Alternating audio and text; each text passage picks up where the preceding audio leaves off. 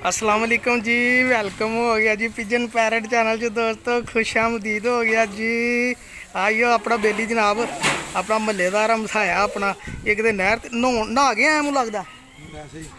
अच्छा वैसे कम करवाउण दिया सी उत्थे किते पानी। बाबा जी नहर ते आके सलेटा कबूतर डिगया वा। टाइम हैगा की टाइम होया, मेरे ख्याल 4 वजन लगे।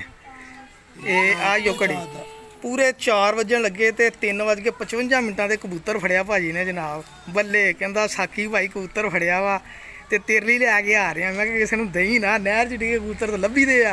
तो शौक कराओ भाजी का जरा अखा उखा का जरा शौक करा जरा तेन दसिए जो तोहफा दिता भरा ने सानू।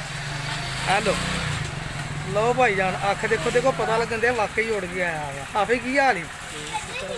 वाह जी वाह। हाँ जी हाँ जी। मैं यार घर नहीं सी हैगा पर दिखा हुण इनू भी बड़ा शौक होंदा। इस बंदे ने मैनू इन्ने क कबूतर फड़ के दिते ना जो इत्थे वेला हुंदा सीगा। उदों असीं निके निके हुन्ने तौरां दे गलेलां लैके गलेल मार मार सिੱਟ ਲੈਣੇ थल्ले कबूतर। बड़ा कामयाब कबूतर आ, बहुत शुक्रिया। देखो सुक्या पिया कबूतर कसम आ दे उड़ गया ना कबूतर। आ दे हड्डी निकली पई है कबूतर, वाकई जोर मारिया। देखो वगया पिया कबूतर जनाब, बिठा भी मारियां बल्ले है तेरे। ठीक आ ਉਹ ਲੱਭਾ ਹੀ नहीं यार, ਉਹ हाफे आ। लो भाई जान आ कबूतर दिता जी अपने मियाँ इरफान साहब भाई, शुक्रिया इरफान साहब, थैंक यू। ये एक बार चपड़ा कबूतर फड़ के दिता, याद है तेनू?